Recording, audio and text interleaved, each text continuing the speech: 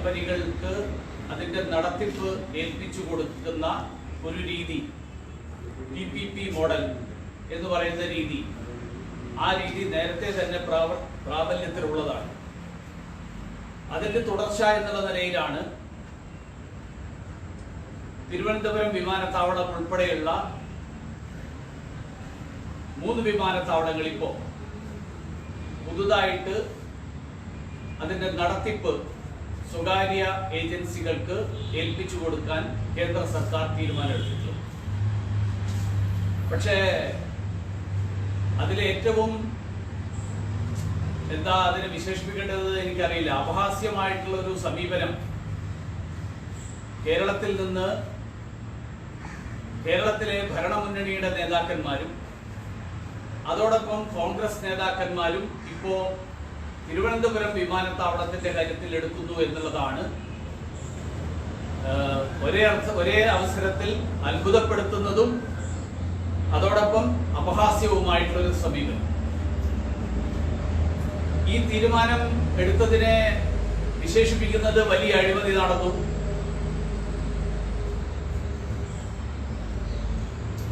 തിരുവനന്തപുരം വിമാനത്താവളത്തിൽ പത്മനാഭസ്വാമി ക്ഷേത്രത്തിലെ ആചാരങ്ങൾ ലംഘിക്കപ്പെടും, അത് സ്വകാര്യ ഏജൻസികളുടെ കയ്യിലേക്ക് പോയാൽ, ഇതൊക്കെയാണ്. പിന്നെ എന്താ, സംസ്ഥാന സർക്കാർ മായിട്ട് കൂടിയാലോചിക്കും, സംസ്ഥാന സർക്കാരാണ് അതിന് ഭൂമി കൊടുത്തത്, ഇങ്ങനെയൊക്കെയുള്ള വാദങ്ങളാണ് ഉന്നയിക്കുന്നത്. നമുക്കറിയാം ഇതിന്റെ പിന്നിലുള്ള കാരണങ്ങൾ. ഇപ്പോ കേരളത്തിലെ ഭരണമുന്നണി ഇപ്പോ ഈ എതിർപ്പുമായിട്ട്, ഇത്ര വലിയ ശക്തമായിട്ടുള്ള എതിർപ്പുമായിട്ട് രംഗത്ത് വരാനുള്ള കാരണം നമുക്കെല്ലാവർക്കും അറിയാം. കാരണം കേരളത്തിലെ ഭരണമുന്നണി ഇപ്പോൾ ഒരു പ്രതിക്കൂട്ടിൽ നിൽക്കുകയാണ്. തിരുവനന്തപുരം വിമാനത്താവളത്തിൽ നടന്ന സ്വർണ്ണക്കള്ളക്കടത്തിൽ മുഖ്യമന്ത്രിയുടെ ഓഫീസിനടക്കം ബന്ധമുണ്ട് എന്നുള്ളതിന്റെ തെളിവുകൾ ഓരോന്നായി പുറത്തു വന്നുകൊണ്ടിരിക്കുന്ന സാഹചര്യത്തിൽ അതിൽ നിന്ന് ശ്രദ്ധ തിരിച്ചുകൊണ്ട് മറ്റൊരു വിവാദത്തിലേക്ക് മാധ്യമങ്ങളുടെയും ജനങ്ങളുടെയും ശ്രദ്ധ തിരിച്ചുവിടാൻ വേണ്ടിയിട്ടുള്ള ഒരു ശ്രമത്തിന്റെ ഭാഗമല്ലേ ഈ വലിയ എതിർപ്പ് ഇപ്പോൾ ഉയർത്തുന്നത് എന്നാണ് എനിക്ക് ആദ്യമായിട്ട് ചോദിക്കാനുള്ളത്. രണ്ടാമത്തെ കാര്യം, ഒരുപക്ഷെ കേരള സർക്കാർ ഇതുവരെ കഴിഞ്ഞ കാലങ്ങളിലൊക്കെ ചെയ്തിരുന്നത് പോലെ പിൻവാതിൽ നിയമനങ്ങളും കൺസൾട്ടൻസികൾ വഴിയുള്ള അഴിമതി, ഇത് രണ്ടും നടക്കാനുള്ള സാഹചര്യം, ആ സാഹചര്യം ഇല്ലാതായി പോകും എന്നുള്ള ആശങ്കയാണോ ഇതിന്റെ പിന്നിലുള്ളത് എന്നാണ് എനിക്ക് ചോദിക്കാനുള്ളത്. കാരണം ഈ തീരുമാനമെടുത്തത് എല്ലാ നടപടിക്രമങ്ങളും പാലിച്ചുകൊണ്ട് കേരള സർക്കാരിനെ കൂടി ഈ തീരുമാനങ്ങൾ എടുക്കുന്ന പ്രക്രിയയിൽ പങ്കാളികളാക്കിക്കൊണ്ടാണ് ഈ തീരുമാനം എടുത്തിട്ടുള്ളത്. അത് ഞാൻ ആവർത്തിച്ച് പറയാൻ ആഗ്രഹിക്കുക. കേരള സർക്കാരിനെ കൂടി തീരുമാനമെടുക്കുന്ന പ്രക്രിയയിൽ പങ്കാളികളാക്കിക്കൊണ്ടാണ് ഈ തീരുമാനമെടുത്തിരിക്കുന്നത്. കാരണം ഇത് സംബന്ധിച്ചിട്ടുള്ള ആദ്യത്തെ സർക്കാരിന്റെ പ്രഖ്യാപനം, ആ പ്രഖ്യാപനം 6 വിമാനത്താവളങ്ങൾ, അഹമ്മദാബാദ്, ലക്നൗ, മംഗലാപുരം, ജയ്പൂർ, ഗോഹട്ടി, തിരുവനന്തപുരം, ഈ 6 വിമാനത്താവളങ്ങളുടെ നടത്തിപ്പ്, ഓപ്പറേഷൻ, മാനേജ്മെന്റ് ആൻഡ് ഡെവലപ്മെന്റ്, ഇത് സ്വകാര്യ ഏജൻസികളെ ഏൽപ്പിക്കാൻ വേണ്ടിയിട്ടുള്ള തത്വത്തിലുള്ള ഒരു തീരുമാനം 2018 നവംബർ മാസം 8-ാം തീയതിയാണ് എടുക്കുന്നത്.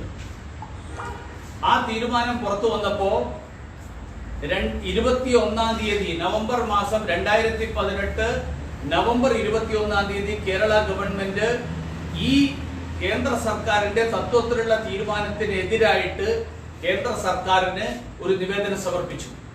എന്നിട്ട് പറഞ്ഞു, തിരുവനന്തപുരം വിമാനത്താവളത്തെ ഇതിൽ നിന്ന് വേർപെടുത്തണം. കാരണം ഞങ്ങൾക്ക് കൊച്ചി, കണ്ണൂർ വിമാനത്താവളങ്ങൾ ഗ്രീൻഫീൽഡ് എയർപോർട്ടുകളായിട്ട് വികസിപ്പിച്ചതിന്റെ അനുഭവമുണ്ട്. അതുകൊണ്ട് ഇതിന് വേണ്ടിയിട്ട് കേരള സർക്കാരിന്റെ ഒരു പ്രത്യേക സ്പെഷ്യൽ പർപ്പസ് വെഹിക്കിൾ ഞങ്ങൾ രൂപീകരിച്ചുകൊണ്ട് ഇതിൽ ഞങ്ങളെ പ്രത്യേകമായിട്ട് പരിഗണിക്കണം. ഇതിന്റെ അടിസ്ഥാനത്തിൽ കേന്ദ്ര സർക്കാർ സിവിൽ ഏവിയേഷൻ വകുപ്പ് ചീഫ് സെക്രട്ടറിയോട് സെക്രട്ടറിമാരുടെ ഇതിനു വേണ്ടിയിട്ട് കേന്ദ്ര സർക്കാർ രൂപീകരിച്ച എംപവേർഡ് ഗ്രൂപ്പ് ഓഫ് സെക്രട്ടറീസ് അതിന്റെ മുൻപാകെ ചർച്ചയ്ക്ക് വേണ്ടിയിട്ട് ക്ഷണിച്ചു. അതിന്റെ അടിസ്ഥാനത്തിൽ സംസ്ഥാന സർക്കാർ 2018 ഡിസംബർ മാസം 4-ാം തീയതി ഈ എംപവേർഡ് ഗ്രൂപ്പ് ഓഫ് സെക്രട്ടറീസിന്റെ മുമ്പാകെ കേരള സർക്കാരിന്റെ നിർദ്ദേശങ്ങൾ സമർപ്പിച്ചു. ആ നിർദ്ദേശങ്ങളിൽ 2 കാര്യങ്ങളാണ് ആവശ്യപ്പെട്ടത്. ഒന്ന്, തിരുവനന്തപുരം വിമാനത്താവളത്തിന്റെ ഓപ്പറേഷൻ ആൻഡ് മാനേജ്മെന്റ് അത് ഒരു പ്രത്യേക കമ്പനി രൂപീകരിച്ചുകൊണ്ട് അത് നിർവഹിക്കാനായിട്ട് സംസ്ഥാന സർക്കാരിനെ ഏർപ്പെടുത്തുക. അല്ലെങ്കിൽ റൈറ്റ് ഓഫ് ഫസ്റ്റ് റെഫ്യൂസൽ, അതിനുള്ള ആ അധികാരം ഈ പ്രത്യേക കമ്പനിക്ക് നൽകുക, സംസ്ഥാന സർക്കാർ രൂപീകരിക്കുന്ന കമ്പനി. ഈ ചർച്ചകൾക്കിടയിൽ 2003 കേന്ദ്ര സർക്കാർ പറഞ്ഞിരുന്ന ഒരു കാര്യം കൂടി ചീഫ് സെക്രട്ടറി സൂചിപ്പിച്ചു. കാരണം സംസ്ഥാന സർക്കാരുമായിട്ട് കൂടിയാലോചിച്ചുകൊണ്ട് മാത്രമേ തീരുമാനങ്ങൾ എടുക്കൂ എന്ന് 2003 അന്നത്തെ കേന്ദ്ര സർക്കാർ ഉറപ്പു നൽകിയിരുന്നു എന്നുള്ള കാര്യം. ഇതിന്റെ അടിസ്ഥാനത്തിൽ കേരളത്തിന്റെ അഭ്യർത്ഥന ഒരു പ്രത്യേക കേസായിട്ട് പരിഗണിക്കാൻ കേന്ദ്ര സർക്കാർ എംപവേർഡ് ഗ്രൂപ്പ് ഓഫ് സെക്രട്ടറീസ് തീരുമാനിച്ചു. ആ തീരുമാനത്തിന്റെ അടിസ്ഥാനത്തിൽ 2 നിർദ്ദേശങ്ങൾ empowered group of secretaries Kerala ഗവൺമെന്റിന്റെ മുൻപാകെ വെച്ചു. ഒന്ന്, കേരളത്തിലെ ചീഫ് സെക്രട്ടറിയെയും മറ്റ് ഉദ്യോഗസ്ഥന്മാരെയും പ്രത്യേക ക്ഷണിതാക്കളായി വിളിച്ചുകൊണ്ട് സെലക്ഷൻ പ്രോസസ്സിന് വേണ്ടിയിട്ടുള്ള പ്രക്രിയയിൽ അവരെ കൂടി പങ്കാളികളാക്കിക്കൊണ്ട് തിരുവനന്തപുരം എയർപോർട്ടിന്റെ തീരുമാനമെടുക്കുന്നതിൽ പങ്കാളികളാക്കാം, ഒരു പ്രപ്പോസൽ. രണ്ടാമത്തെ പ്രപ്പോസൽ ഈ പറഞ്ഞ റൈറ്റ് ഓഫ് ഫസ്റ്റ് റെഫ്യൂസൽ എന്നുള്ള ആശയം. ഈ ആശയം തത്വത്തിൽ അംഗീകരിച്ചുകൊണ്ട് 26% കേരള സർക്കാരിന് പങ്കാളിത്തം ഉണ്ടാകുന്ന ഒരു കമ്പനി ഏറ്റവും ഹയസ്റ്റ് ബിഡറുടെ 10% മുകളിലോ താഴെയോ കേരള സർക്കാരിന്റെ കമ്പനി ബിഡ് ചെയ്തു കഴിഞ്ഞാൽ അവർക്ക് കൂടിയാലോചനകളിലും തുടർന്നുള്ള വേണ്ടി വന്നു കഴിഞ്ഞാൽ വിലപേശൽ ഉൾപ്പെടെയുള്ള കാര്യങ്ങൾ നടത്തിക്കൊണ്ട് തീരുമാനമെടുക്കാനുള്ള അവകാശം. ഈ 2 proposals empowered group of secretaries Kerala സർക്കാരിന്റെ മുമ്പാകെ വെച്ചു. കേരള സർക്കാർ 2018 ഡിസംബർ മാസം 18-ാം തീയതി ഞാൻ രണ്ടാമത് പറഞ്ഞ ഓപ്ഷൻ അംഗീകരിച്ചുകൊണ്ട് കേന്ദ്ര സർക്കാരിന് കത്തെഴുതി. എന്ന് പറഞ്ഞാൽ നടപടിക്രമം കേരള സർക്കാർ അംഗീകരിച്ച, കേരള സർക്കാർ കേന്ദ്ര സർക്കാരിനെ അറിയിച്ച നടപടിക്രമം അംഗീകരിച്ചുകൊണ്ടാണ്, ആ നടപടിക്രമം അനുസരിച്ചാണ് തുടർന്നുള്ള നടപടികൾ നീങ്ങിയത്. അതുകൊണ്ട് ഈ ഏകപക്ഷീയമായിട്ട് തീരുമാനമെടുത്തു എന്നൊക്കെ ഇന്നലെ ചില ആളുകൾ പറയുന്നത് ഞാൻ കേട്ടു. ഈ പ്രപ്പോസൽ മറ്റ് വിമാനത്താവളങ്ങളിൽ നിന്ന് വ്യത്യസ്തമായിട്ട് തിരുവനന്തപുരം പ്രത്യേകം പരിഗണിച്ചുകൊണ്ട് അതിന്റെ ടെക്നിക്കൽ ബിഡ് ഓപ്പൺ ചെയ്തത് 2019 ഫെബ്രുവരി മാസം 16-ാം തീയതി, ഫൈനാൻഷ്യൽ ബിഡ് ഓപ്പൺ ചെയ്തത് 25-26 തീയതികൾ 2019 ഫെബ്രുവരി മാസത്തിൽ. ഈ തീരുമാനം അനുസരിച്ച് 10% വ്യത്യാസം വരികയാണെങ്കിൽ തുടർന്നുള്ള കാര്യങ്ങൾ ചർച്ച നടക്കും. 10% കുറവാണെങ്കിൽ പോലും കേരള സർക്കാരിന് അവസരം കിട്ടിയത് ഏറ്റവും ഹയസ്റ്റ് ബിഡർക്കല്ല. അത് അംഗീകരിച്ചു കേരള സർക്കാർ. അംഗീകരിച്ചതിന്റെ അടിസ്ഥാനത്തിൽ കേരള സർക്കാരിന്റെ ഏജൻസി ആയിട്ടുള്ള Kerala state industrial development corporation ഈ ബിഡിംഗ് പ്രോസസ്സിൽ പങ്കെടുത്തുകൊണ്ട് 3 സാങ്കേതികമായിട്ട് ക്വാളിഫൈഡ് ആയിട്ടുള്ള 3 ബിഡുകൾ ഉണ്ടായിരുന്നു. അദാനി എന്റർപ്രൈസസ്, GMR എയർപോർട്ട്സ്, അതോടൊപ്പം KSIDC. അതിന്റെ ഫൈനാൻഷ്യൽ കോട്ട് KSIDC ഒരു യാത്രക്കാരന് 135 രൂപ എയർപോർട്ട് അതോറിറ്റി ഓഫ് ഇന്ത്യക്ക് നൽകാമെന്ന് ബിഡിൽ പറഞ്ഞു. അദാനി 168 രൂപ കോട്ട് ചെയ്തു. GMR 63 രൂപ കോട്ട് ചെയ്തു. അതായത് KSIDCയുടെ കോട്ട് ഏറ്റവും ഹയസ്റ്റ് ബിഡറുടെ കോട്ടിനേക്കാൾ 19.64% കുറവായതുകൊണ്ട് 10% കുറവാണെങ്കിൽ മാത്രമേ കേന്ദ്ര സർക്കാരിന് നേരത്തെ തീരുമാനിച്ചത് പ്രകാരം കേരള സർക്കാരിന് അനുവദിച്ചു കൊടുക്കാൻ സാധിക്കുകയുള്ളൂ. അത് കേരള സർക്കാർ അംഗീകരിച്ച 10% കുറവോ കൂടുതലാണെങ്കിൽ ഞങ്ങൾക്ക് ആദ്യം തീരുമാനം എടുക്കാനുള്ള അവസരം ഞങ്ങൾക്ക് കിട്ടും. ഞങ്ങൾക്ക് വേണമെന്നോ വേണ്ടെന്നോ പറയാം. 10% കുറവാണെങ്കിൽ പോലും കേരള സർക്കാരിന് കിട്ടിയത് എന്ന് പറഞ്ഞാൽ അദാനി എന്റർപ്രൈസസ് ബിഡ് ചെയ്ത് 168 നിന്ന് 16.8 രൂപ കുറവാണെങ്കിൽ പോലും കേരള സർക്കാരിന് കിട്ടിയത്. പക്ഷേ ഇവിടെ അതിനേക്കാൾ കുറവാണ് എന്നതുകൊണ്ട് അങ്ങനെ ഒരു കുറവ് വന്നു കഴിഞ്ഞാൽ ഈ തീരുമാനം എടുക്കാൻ ഏറ്റവും ഹയസ്റ്റ് ബിഡർക്ക് കൊടുക്കാമെന്ന് കേരള സർക്കാർ അംഗീകരിച്ചതിന്റെ അടിസ്ഥാനത്തിലാണ് ഈ തീരുമാനമെടുത്തത്. ഈ തീരുമാനം ഇതനുസരിച്ച് എടുത്തില്ലെങ്കിൽ ആഗോളതലത്തിൽ ക്ഷണിച്ചിട്ടുള്ള ആഗോള ടെൻഡറുകൾ, ആ ടെൻഡറുകൾ ക്ഷണിക്കുന്ന പ്രക്രിയ, ആ പ്രക്രിയ തന്നെ തകിടം മറിയുന്ന സാഹചര്യവും തുടർന്ന് നിരവധി കേസുകളും മറ്റു പ്രശ്നങ്ങൾക്കും ഒക്കെ കാരണമാവുകയും ചെയ്യുന്ന ഒരു സ്ഥിതി ഉണ്ടായിരുന്നു. രണ്ടാമത്തെ കാര്യം, ഇതിനെ സംബന്ധിച്ചിട്ടുള്ള കോടതി നിയമപ്രക്രിയ, KSIDCയും അതുപോലെ വിവിധ മറ്റ് നിരവധി ആളുകൾ അവരെല്ലാവരും തന്നെ ഹൈക്കോടതിയിൽ പോയി. 2019 ഡിസംബറിൽ ഹൈക്കോടതി തള്ളി. അതിനുശേഷം സ്പെഷ്യൽ ലീവ് പെറ്റീഷൻ സുപ്രീം കോടതിയിൽ കൊടുത്തു. ഹൈക്കോടതിയുടെ ഉത്തരവിനെതിരായിട്ട് സുപ്രീം കോടതി അത് തിരിച്ച് കേരള ഹൈക്കോടതിയിലേക്ക് അയച്ചു. സുപ്രീം കോടതി അത് പരിഗണിച്ചില്ല, തള്ളിക്കളഞ്ഞു. അതുകൊണ്ട് ഹൈക്കോടതിയുടെ വിധിക്ക് വിധേയമാണ് ഇപ്പോ എടുത്തിട്ടുള്ള തീരുമാനം എന്ന് കേന്ദ്ര സർക്കാർ വ്യക്തമാക്കാൻ ആഗ്രഹിക്കുകയാണ്. ഞാൻ ഇത് പറയുമ്പോൾ ഒരു കാര്യം കൂടി ഞാൻ സൂചിപ്പിക്കാൻ ആഗ്രഹിക്കുകയാണ്. കേരളത്തിൽ സ്വകാര്യ മേഖലയിൽ വിമാനത്താവളം എന്നുള്ളത് ഇതിപ്പോ നടത്തിപ്പും വികസനവും അതിന്റെ മാനേജ്മെന്റ്, ഓപ്പറേഷൻ മാനേജ്മെന്റ്, ഇതാണ് സ്വകാര്യ ഏജൻസികളെ ഏൽപ്പിച്ചിട്ടുള്ളത്. പക്ഷെ കേരളത്തിൽ 2 വിമാനത്താവളങ്ങളുടെ ഉടമസ്ഥത തന്നെ സ്വകാര്യ മേഖലയിലാണ്. 32% കൊച്ചിൻ ഇന്റർനാഷണൽ എയർപോർട്ടിൽ കേരള സർക്കാരിന്റെ പങ്കാളിത്തം. കണ്ണൂർ ഇന്റർനാഷണൽ എയർപോർട്ടിൽ 30% മാത്രമേ ഉള്ളൂ. എന്ന് പറഞ്ഞാൽ 70% കേരള സർക്കാരിൻ്റെതല്ല, സർക്കാർ ഇതര ഏജൻസികളാണ്. അങ്ങനെയുള്ള ആളുകൾ, അതായത് ഭൂമി ഉൾപ്പെടെയുള്ള മുഴുവൻ വിമാനത്താവളത്തിന്റെ ഉടമസ്ഥത തന്നെ സ്വകാര്യ മേഖലയെ ഏൽപ്പിച്ചിട്ടുള്ള ആളുകൾ ഇപ്പോ വലിയ പൊതുമേഖലയുടെ വക്താക്കളായിട്ട് രംഗത്ത് വരുമ്പോ ഇതിന്റെ യഥാർത്ഥ കാരണം പൊതുമേഖലയും സ്വകാര്യ മേഖലയല്ല, നടപടിക്രമങ്ങൾ അംഗീകരിച്ചതിന്റെ അടിസ്ഥാനത്തിൽ തീരുമാനം വരുമ്പോ ഈ തീരുമാനത്തെ വിവാദമാക്കിക്കൊണ്ട് സ്വർണ്ണക്കള്ളക്കടത്തിൽ നിന്ന്, അതിൽ മുഖ്യമന്ത്രിയുടെ ഓഫീസിന്റെ പങ്കിൽ നിന്ന് ശ്രദ്ധ തിരിക്കാൻ കഴിയുമോ എന്നുള്ള ഒരു ഗൂഢലക്ഷ്യം മാത്രമാണ് ഈ വിഷയം ഒരു വിവാദമാക്കുന്നതിന്റെ പിന്നിൽ എന്നുള്ളതിൽ ഒരു സംശയമില്ല. മാത്രമല്ല, ഈ വിമാനത്താവളത്തിൽ നിന്ന് തിരുവനന്തപുരം വിമാനത്താവളം ഇപ്പോ ഇതിലെ കഴിഞ്ഞ കാലങ്ങളിലെ വരുമാനവുമായിട്ട് താരതമ്യം ചെയ്യുമ്പോൾ ആ വരുമാനത്തിൽ നിന്ന് വരും കാലങ്ങളിൽ എയർപോർട്ട് അതോറിറ്റി ഓഫ് ഇന്ത്യക്ക് ഈ ഒരൊറ്റ വർഷത്തെ കണക്കെടുത്ത് നോക്കിക്കളി കഴിഞ്ഞ വർഷത്തേക്കാൾ കൂടുതൽ വരുമാനം ഉണ്ടാവും. ബോംബെ ഡൽഹി എയർപോർട്ടുകളുടെ മാത്രം കണക്കെടുത്തു കഴിഞ്ഞാൽ ബോംബെ ഡൽഹി എയർപോർട്ടിൽ 2006-2007 വർഷം തൊട്ട് 2019-20 വരെയുള്ള കഴിഞ്ഞ സാമ്പത്തിക വർഷം വരെ 29,000 കോടി രൂപയാണ് മുൻകാലങ്ങളിൽ നിന്ന് നേടിയതിനേക്കാൾ കൂടുതലായിട്ട് എയർപോർട്ട് അതോറിറ്റി ഓഫ് ഇന്ത്യക്ക് കിട്ടിയിരിക്കുന്നത്.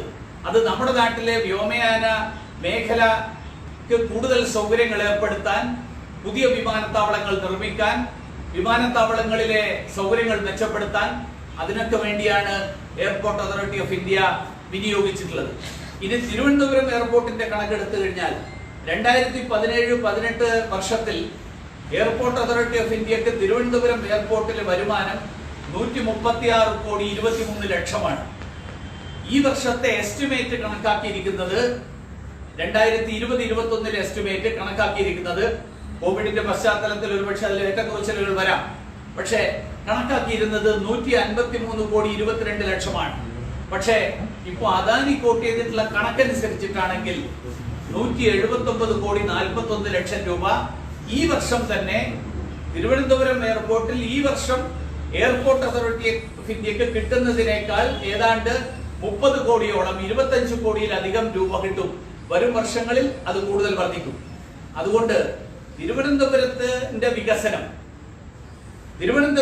വികസനത്തിന് തുരങ്കം വെക്കുന്ന നിലപാട് കേരളത്തിലെ ഭരണമുന്നണി കൈക്കൊള്ളുന്നതിൽ നിന്ന് പിന്മാറണം. അല്ലെങ്കിൽ തിരുവനന്തപുരത്തെ ജനങ്ങൾ ഭരണമുന്നണിയെ അതിന് അനുസൃതമായിട്ടുള്ള പാഠം പഠിപ്പിക്കും എന്നുള്ള കാര്യത്തിൽ എനിക്ക് ഒരു സംശയമില്ല.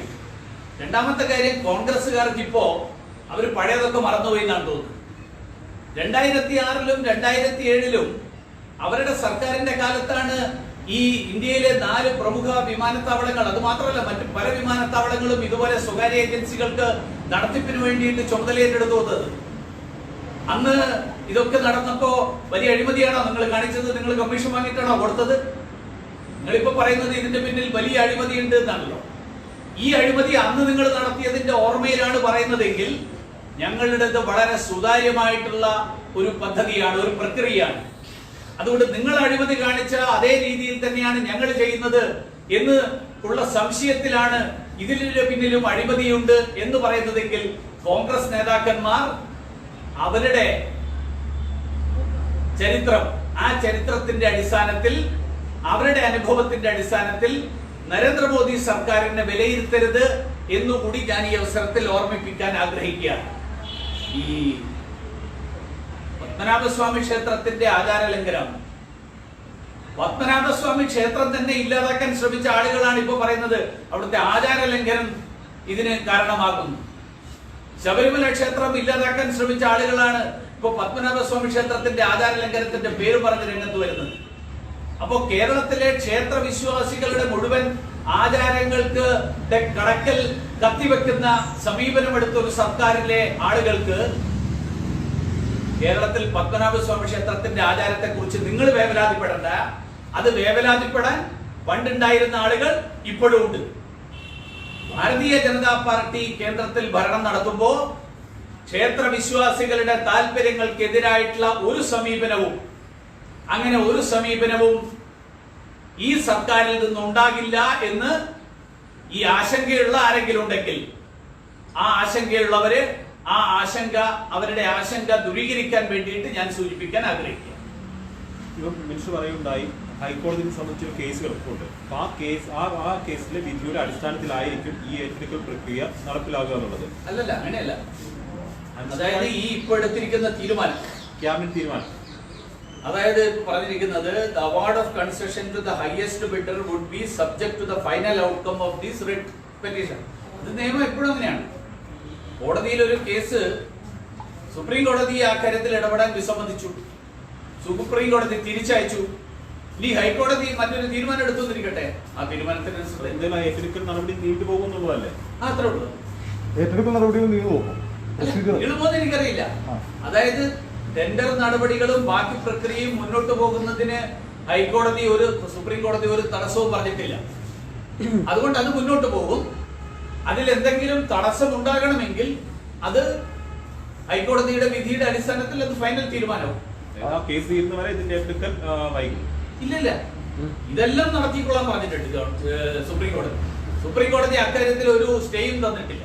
അല്ല, ഇതിനകത്ത് മിനിസ്റ്റർ പറഞ്ഞത് ഹൈക്കോടതി വിധിക്ക് അനുസൃതമായിട്ട് സബ്ജക്ട് ടു ദ കണ്ടീഷൻ എന്ന് പറഞ്ഞാൽ എന്ത് വിധേയമാണെന്ന് അർത്ഥം.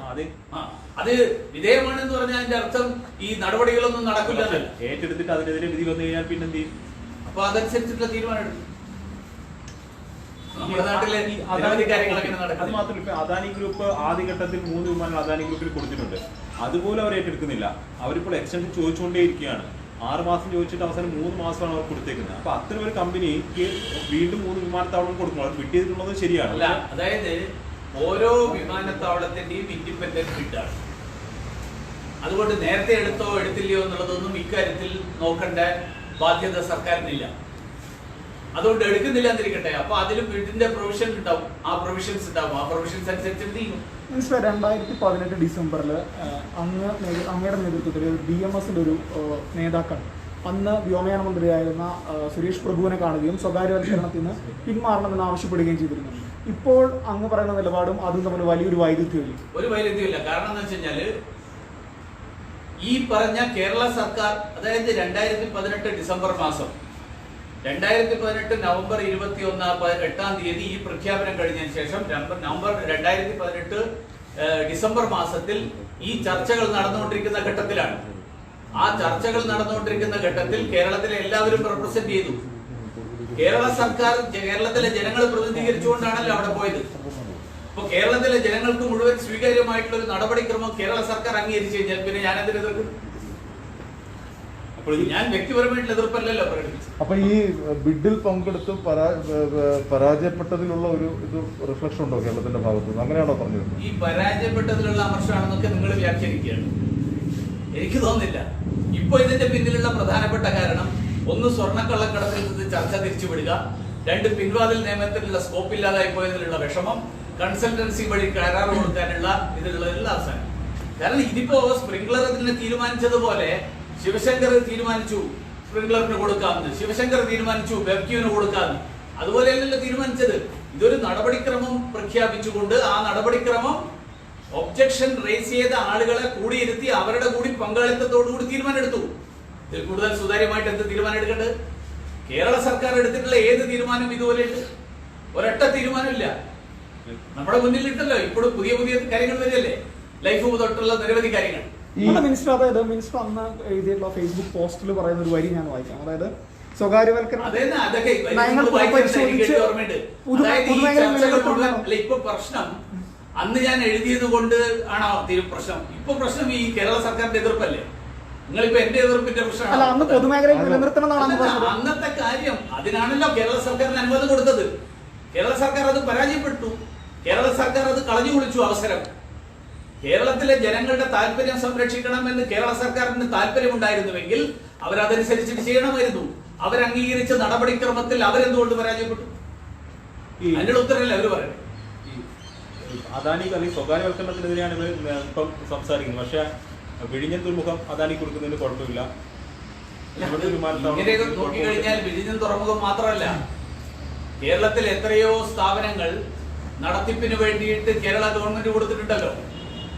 പിന്നെ വിറ്റഴിക്കുന്നു എന്നൊക്കെയുള്ള വാക്കുകൾ, ഈ വാക്കുകൾ അർത്ഥം അറിയാത്തത് കൊണ്ടാണോ മലയാളം PG ഒക്കെ MA BA ഒക്കെ കഴിഞ്ഞിട്ടുള്ള ആളുകൾ ഉപയോഗിക്കുന്നത് എന്ന് എനിക്കറിയില്ല. വാക്കിന്റെ അർത്ഥം അറിയില്ലെങ്കിൽ ഒരു നല്ല നിഘണ്ടു വാങ്ങിയിട്ട് മലയാള വാക്കുകളുടെ അർത്ഥം പഠിക്കുക. ഇംഗ്ലീഷ് വാക്കിന്റെ കാര്യം പറഞ്ഞു മലയാളം കൂടി പഠിക്കേണ്ട അവസ്ഥയാണ്. തുടർ നടപടികളോട് സഹകരിക്കില്ലെന്നാണ് മുഖ്യമന്ത്രി പറയുന്നത്. മുഖ്യമന്ത്രിക്ക് അങ്ങനെ മാറി നിൽക്കാൻ കഴിയുമോ? ഇതൊക്കെ പ്രഖ്യാപനമല്ലേ. അതിപ്പോ ഈ സ്വർണ്ണക്കള്ളക്കടത്തിൽ എന്താ സംഭവിക്കുക എന്നുള്ളതിനനുസരിച്ചിരിക്കും തുടർന്ന്. മുഖ്യമന്ത്രി അല്ല, തുടർ നടപടികൾക്ക് സഹകരിക്കില്ല എന്ന് പറഞ്ഞാൽ എന്താ അർത്ഥം? എന്ത് സഹകരണം? അല്ല, സർക്കാരിന്റെ ഭാഗത്ത് സഹകരിച്ചില്ലെങ്കിൽ ജനങ്ങൾ ആ സർക്കാരിനെതിരായിട്ടുള്ള നിലപാടെടുക്കൂലേ? തിരുവനന്തപുരത്തെ ജനങ്ങളുടെ താല്പര്യത്തിനെതിരായിട്ട് നിൽക്കാൻ തിരുവനന്തപുരത്തെ ഒരു ജനപ്രതിനിധിയും തയ്യാറാവില്ല. തിരുവനന്തപുരം കേന്ദ്രമാക്കിയിട്ടുള്ള സർക്കാരിന് തയ്യാറാവാൻ പറ്റില്ല. സംസ്ഥാന സർക്കാർ കേരളത്തിലെ ജനങ്ങളുടെ താല്പര്യത്തിൽ, കാരണം കമ്പ്യൂട്ടറിന് എതിർത്ത ആൾക്കാർ ഇപ്പൊ എന്തായി? ഇപ്പോ എല്ലാവരും ഓൺലൈൻ അല്ലേ? അതേപോലെ ഇതേ വിമാനത്താവളത്തിൽ നിന്ന് എല്ലാവരും നാളെ ഡൽഹിയിലേക്കും ബോംബെയിലേക്കും വിമാനം കയറി പോകും. അല്ല, സർക്കാർ നിലപാടാണ് മുഖ്യമന്ത്രി അന്ന് കമ്പ്യൂട്ടറിനെതിരായിട്ട് സർക്കാർ നിലപാടെടുത്തില്ലേ? ഇതൊക്കെ ആ സമയത്ത് ഒരു പ്രസംഗം, ഒരു പ്രഖ്യാപനം എന്നുള്ളതല്ലാതെ ഒരു സ്റ്റേറ്റും സെന്ററും തമ്മിലുള്ള ഒരു ഏറ്റുമുട്ടലിലേക്ക് പോകും. ഒരു ഏറ്റുമുട്ടലില്ലല്ലോ. ഇത് ഏറ്റുമുട്ടലല്ലോ, അവരെ കൂടി സഹകരിച്ചിട്ടല്ലേ ചെയ്തത്. ഇപ്പൊ ഏറ്റുമുട്ടാൻ അവര് തുനിഞ്ഞിറങ്ങി കഴിഞ്ഞാൽ ഞങ്ങൾ പറയും നിങ്ങൾ വെറുതെ ആവശ്യമില്ലാത്ത പണിയെടുക്കണ്ടാണ്. ഈ കോൺഗ്രസില് ശശി തരൂർ വ്യത്യസ്തമായ നിലപാടാണ് സ്വീകരിച്ചിരിക്കുന്നത്. എന്താണ് അദ്ദേഹത്തിന്റെ? തമ്മിൽ തീർക്കട്ടെ. ഞാൻ മധ്യസ്ഥനാവാൻ അവരാരും എന്നെ ക്ഷണിച്ചിട്ടില്ല. അല്ല, പരസ്യമായിട്ട് ശശി തരൂർ നിലപാടിനെ സ്വാഗതം ചെയ്യുന്നു. ഞാൻ അല്ല, ശശി തരൂർ ഞങ്ങളെ നിലപാട് അംഗീകരിക്കല്ലേ. ഞങ്ങളെന്തിനാ അവരുടെ നിലപാട്? ഞങ്ങൾ ചെയ്തതിനെ അംഗീകരിക്കുന്ന എല്ലാവരും വികസനത്തിന് അനുകൂലമായിട്ട് നിലപാടെടുക്കുന്നതിന് ഞങ്ങൾ സ്വാഗതം. ഈ മറ്റു വിമാനത്താവളങ്ങൾ ഏറ്റെടുക്കാൻ സാവകാശം അദാനി ചോദിച്ചതിനകത്ത് അപ്പൊ ഇതാണ് ഇപ്പോഴത്തെ നിലവിലൊരു സംശയം നൽകുന്നത്. എങ്ങനെ മറ്റു വിമാനത്താവളങ്ങൾ അഹമ്മദാബാദ് അടക്കമുള്ള വിമാനത്താവളത്തിന്റെ കാര്യം എനിക്ക് ഡീറ്റെയിൽസ് അറിയില്ല. ഞാൻ ഈ വിമാനത്താവളത്തിന്റെ കാര്യം നോക്കിയിട്ടുള്ളൂ. ബാക്കിയുള്ള വിമാനത്താവളത്തിന്റെ കാര്യം നോക്കേണ്ട ഉത്തരവാദിത്വം എനിക്കില്ല. ഈ ലൈഫ് പദ്ധതിയിൽ പങ്കാളിയായ UAE ആസ്ഥാനമായ റെഡ് ക്രസന്റ് ആ ഒരു കരാറിൽ അഴിമതി നടന്നിട്ടുണ്ട് എന്നുള്ള വാർത്തകൾ പുറത്തു വന്നിട്ടുണ്ട്. കോടിക്കണക്കിന് രൂപയുടെ കമ്മീഷൻ കൈപ്പറ്റി എന്നുള്ള വാർത്ത പുറത്തു വന്നിട്ടുണ്ട്. വിദേശകാര്യ മന്ത്രാലയം കൂടി ഇടപെടുന്ന ഒരു വിഷയമായതുകൊണ്ട്, കാരണം ഒരു ബാഹ്യ ഏജൻസിയാണ് അതിൽ പങ്കാളിയായിരിക്കുന്നത്. ഇക്കാര്യത്തിൽ വിദേശകാര്യ മന്ത്രാലയത്തിന്റെ ഭാഗത്തൊരു അന്വേഷണം അല്ലെങ്കിൽ കേന്ദ്ര സർക്കാരിന്റെ ഭാഗത്തൊരു അന്വേഷണം ഉണ്ടാകും. അതിനോട് ചേർത്ത ഒരു കാര്യം കൂടെ, അപ്പം മന്ത്രി ബാലൻ പറഞ്ഞിരിക്കുന്നത് വിദേശകാര്യ മന്ത്രാലയത്തിന്റെ അനുമതിയുടെ ആവശ്യമില്ലെന്നുള്ളതാണ്. സർക്കാരുകൾ തമ്മിലുള്ള കരാറല്ല, പകരം ഒരു സർക്കാരും മറ്റൊരു വിദേശ ഏജൻസിയും തമ്മിലുള്ള ഒരു കരാറായതുകൊണ്ട് വിദേശകാര്യ മന്ത്രാലയത്തിന്റെ അനുമതി ആവശ്യമില്ലായിരുന്നു, ഈ കരാറിന് അനുമതി ആവശ്യമില്ലെന്നുള്ളതാണ് മന്ത്രി എ കെ ബാലന്റെ നിലപാട്. ഔദ്യോഗികമായിട്ട് ഈ ഇത് സംബന്ധിച്ച് ഒരു കത്തും ഞങ്ങളുടെ മുന്നിൽ വന്നിട്ടില്ല. വന്നു കഴിഞ്ഞാൽ പരിശോധിക്കും. അല്ല, അങ്ങനെ ഒരു അനുമതിയുടെ ആവശ്യമുണ്ടോ? അല്ല, നോക്കണം, പരിശോധിക്കണം. എനിക്ക് അങ്ങനെ ആ കരാറിന്റെ വ്യവസ്ഥകളൊക്കെ നോക്കിയല്ലേ പറയുന്നത്. എനിക്കിപ്പോ അറിയില്ല. അല്ല, ഒരു വിദേശ ഏജൻസി അല്ല, ഇന്ന് നമുക്കിപ്പോ ആ വിഷയത്തിലേക്ക് പോട്ടെ. ഇപ്പൊ നമുക്ക് ഈ വിമാനത്താവളം ഒന്ന് തീർക്കാം. അല്ല, മിനിസ്റ്റർ വല്ലപ്പോഴല്ലേ കിട്ടുള്ളൂ. അല്ലല്ല, നമുക്ക് ഇരിക്കാം. സ്വർണ്ണക്കടത്ത് പരാമർശിച്ചല്ലോ, ഈ കേസുമായി ബന്ധപ്പെട്ട് സ്വർണ്ണക്കടത്ത് പരാമർശിച്ചു. അതുകൊണ്ടാണ് അല്ല, അത് സ്വർണ്ണക്കടത്ത് ഈ ചർച്ച വഴിതിരിച്ചു വിടുന്നതാണ്. അതുകൊണ്ട് സ്വർണ്ണക്കടത്തിലേക്ക് ചർച്ച പോകണം, അത് വീണ്ടും പോകും. അതുകൊണ്ട് തൽക്കാലം ഇതിന്റെ കാര്യങ്ങൾ, ഈ പറഞ്ഞ അഴിമതിയുടെ കാര്യവും ആചാരലംഘനത്തിന്റെ കാര്യവും കേരള സർക്കാർ അംഗീകരിച്ച നടപടിക്രമം, അതാണ് ഇതിൽ ഏറ്റവും പ്രധാനപ്പെട്ട വിഷയം. മീൻസ് ഇതായിട്ടൊന്നും ബന്ധമില്ലാത്ത, എന്നാൽ അത്ര ഒരു വാർത്ത വഴിതിരിച്ചു വിടാനല്ലാത്തൊരു സതുദ്ദേശപരമായിട്ടുള്ള ചോദ്യമില്ല. അതായത് ഈ കേരളത്തിൽ ഈ മാധ്യമപ്രവർത്തകർക്കെതിരെ വളരെയധികം സൈബർ ആക്രമണം നടക്കുന്നുണ്ട്. ആ പ്രതികൾ ആരാണെന്ന് അറിഞ്ഞിട്ട് പോലും പോലീസ് നടപടി എടുക്കുന്നില്ല എന്ന വിലയിരുത്തലുകളും വരുന്നുണ്ട്. എന്താണ് അങ്ങേക്ക് പറയാനുള്ളത്? അത് കേരളത്തിലെ CPM ഭരിക്കുമ്പോഴൊക്കെ ഒരു ഇരട്ട നീതിയുടെ സമീപനം.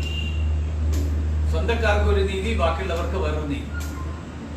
അതുകൊണ്ട് അവരുടെ പാർട്ടി, അവരുടെ കാര്യത്തിൽ അവർക്ക് താല്പര്യമുള്ള ആളുകൾക്ക് അവരോട് അങ്ങനെയുള്ള ആളുകളോട് എടുക്കുന്ന സമീപനം ഒന്ന്, അല്ലാത്തവരോട് എടുക്കുന്ന സമീപനം ഒന്ന്.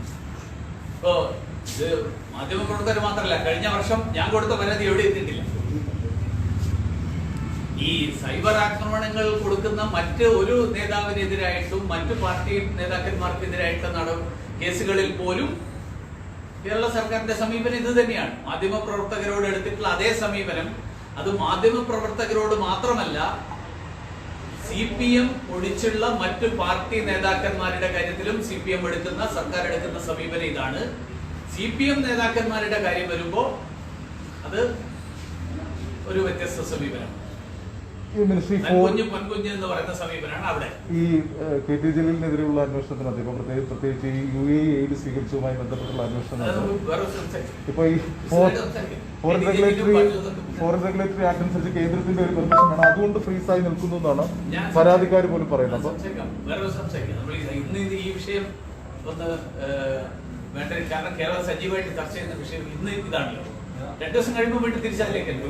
വിമാനത്താവള കൈമാറ്റത്തിൽ BJP ഒരു അഴിമതി പണവും കൈപ്പറ്റിയിട്ടില്ല. BJP അഴിമതി പണം കൈപ്പറ്റിയെന്ന് ആരും പറയുന്നില്ലല്ലോ. ഇന്നലെ CPM ഭാഗത്തുണ്ടായ ആരോപണമാണ്. മുഖ്യമന്ത്രി പ്രധാനമന്ത്രിക്ക് കത്തെഴുതിയാലുണ്ടോ അങ്ങനെ ഒരു കാര്യം? അപ്പൊ അത് അവരുടെ വാദം മുഖ്യമന്ത്രി പോലും അംഗീകരിക്കുന്നില്ല എന്നല്ലേ എന്റെ അർത്ഥം. മിനിസ്റ്റർ ഒറ്റ കാര്യം, മുഖ്യമന്ത്രി പറയുകയാണെങ്കിൽ ഞാൻ ബാക്കി പറയും. ഈ ഒറ്റ കാര്യം, അതിനകത്തൊരു ക്ലാരിഫിക്കേഷൻ. ബാക്കി വഴിയിൽ അവിടെ ഇതൊക്കെ പോകുന്ന പലരും പലതും പറയും. അവർക്ക് അതിൽ നിന്ന് മറുപടി വിഷയത്തിലേക്ക് എന്തൊക്കെ ഒരു ഒറ്റ കാര്യം, ഈ ലൈഫ് മിഷനിൽ ഇതിനകത്ത് വിദേശകാര്യ മന്ത്രാലയത്തിന്റെ പെർമിഷൻ അതിനകത്ത് വേണോ? അല്ല, ഞാനത് പരിശോധിച്ചിട്ട് പറയാം. എനിക്ക് അതിന്റെ കരാറിന്റെ കോപ്പി ഉണ്ടല്ലോ. കരാറ് ഏതൊക്കെ വകുപ്പുകൾ അനുസരിച്ചിട്ടാണെന്ന് നോക്കണല്ലോ. ഇതിനകത്താണെങ്കിലോ ഇതൊക്കെ പരിശോധിച്ച് പറയാം. അല്ല, KT ജലീലിന്റെ രാജി പോലും പറയുന്നത് ശരിയല്ല. അല്ല, ഇപ്പൊ മറ്റേ KT ജലീലിന്റെ വിഷയമായിട്ട് ബന്ധപ്പെട്ട് പോലും അങ്ങ് ഒരു മുഖ്യമന്ത്രിയുടെ ഒക്കെ രാജി ആവശ്യപ്പെട്ട് പോലും ഒരു ദിവസം ഇവിടെ ഉപവാസം ഇരുന്നതാണ്.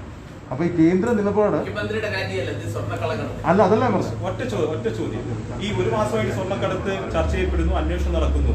ഇതുമായി ബന്ധപ്പെട്ടിട്ട് കസ്റ്റംസിന് വീഴ്ച വന്നിട്ടുണ്ടെന്നും അതോടൊപ്പം തന്നെ ഈ കരാറുമായി ബന്ധപ്പെട്ട് ഒരുപാട് വീഴ്ച വന്നിട്ടുണ്ടെന്നും ഒക്കെ ആക്ഷേപം ഉയരുന്നുണ്ട്. അതൊക്കെ പ്രതിസ്ഥാനത്ത് വരുന്നത് കേന്ദ്ര സർക്കാരാണ്. പക്ഷെ കേന്ദ്ര സർക്കാർ ഇക്കാര്യത്തിൽ കൃത്യമായ നിലപാടെടുക്കുന്നില്ല. UAE അറ്റാഷയെ ചോദ്യം ചെയ്യാനായിട്ട് ഒരു നടപടി സ്വീകരിക്കുന്നില്ല. അപ്പോൾ കേന്ദ്ര സർക്കാരിന്റെ ഭാഗത്ത് ഇതിനകത്ത് വീഴ്ചയുണ്ട്. ഒരു വീഴ്ചയും ഒരു തണുപ്പും ഇല്ല. നിങ്ങൾക്ക് കുറച്ച് മഴ പെയ്യുന്നതുകൊണ്ട് നിങ്ങൾക്ക് വല്ല തണുപ്പ് തോന്നുന്നുണ്ടെങ്കിൽ അതായത് എല്ലാ നടപടികളും നിയമാനുസൃതം മുന്നോട്ട് നീങ്ങും. ജലീലിനെതിരെയുള്ള നടപടിക്ക് ഇപ്പോൾ വിഘാതമായിട്ട് നിൽക്കുന്നത് ഒരാളും രക്ഷപ്പെടില്ല. അല്ല, ജലീലിനെതിരെയുള്ള നടപടികൾക്ക് ഒരു പരിധി വരെ ഇപ്പൊ തടസ്സമായിട്ട് നിൽക്കുന്ന ഈ ഫോറിൻ റെഗുലേറ്ററി ആക്ട് അനുസരിച്ച് കേന്ദ്ര അനുമതി വൈകുന്നതാണ്. അങ്ങനെ അനുമതി വൈകുന്നതായിട്ട് എന്താണ്? എനിക്ക് അങ്ങനെ ഒരു ധാരണയില്ല. അങ്ങനെ ആരെങ്കിലും അനുമതി ചോദിച്ചിട്ട് അനുമതി കൊടുക്കാത്ത ഒരു വിഷയമുണ്ടെന്ന് എനിക്ക് അറിയില്ല. അല്ല, പരാതി നൽകിയ ആളുകൾ, കേന്ദ്രത്തിന് പരാതി നൽകിയ അല്ലെങ്കിൽ അനുമതി തേടി നൽകിയവരുടെ കാര്യത്തിൽ ഇനി അനുമതി കിട്ടിയിട്ടില്ല. എനിക്കറിയില്ല, അത് അന്വേഷിക്കും. എന്റെ കയ്യിൽ അങ്ങനത്തെ ഒരു സാധനം വന്നിട്ടില്ല. മിനിസ്റ്റർ, അതായത് ഈ തിരുവനന്തപുരം വിമാനത്താവളമായിട്ട് ബന്ധപ്പെട്ട് ഇപ്പോൾ വന്നൊരു അപ്ഡേഷനാണ്. അതായത് ഇപ്പോൾ സർവകക്ഷി യോഗം വിളിച്ചതിന്റെ അടിസ്ഥാനത്തിൽ നിയമസഭ ഒരു പ്രമേയം പാസ്സാക്കാനായിട്ട് തീരുമാനിച്ചിട്ടുണ്ട്. ഈ മദനി അഭിപ്രായക്കണം എന്ന് പറഞ്ഞിട്ട് നിയമസഭ പാസ്സാക്കിയിട്ടുണ്ടല്ലോ പ്രമേയം. അതുപോലെ ഒരു പ്രമേയം പാസ്സാക്കുന്നതിന് നിയമസഭക്ക് പൂർണ്ണ അധികാരമുണ്ട്. പ്രമേയം പാസ്സാക്കുന്നതിന് ആരും എതിർക്കുന്നില്ലല്ലോ.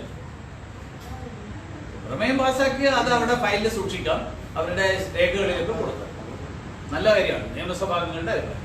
പക്ഷെ കേരള സർക്കാർ നടപടിക്രമം പാലിച്ചുകൊണ്ട് കേന്ദ്ര സർക്കാർ എടുത്ത നടപടിക്രമത്തിൽ അംഗീകരിച്ചുകൊണ്ടാണ് പോയതെന്ന് ആ പ്രമേയത്തിൽ എഴുതണം. ഇപ്പൊ എന്നിട്ട് എന്തുകൊണ്ടാണ് അതിൽ നിന്ന് പിന്മാറുന്നൊന്നും കൂടി എഴുതണം.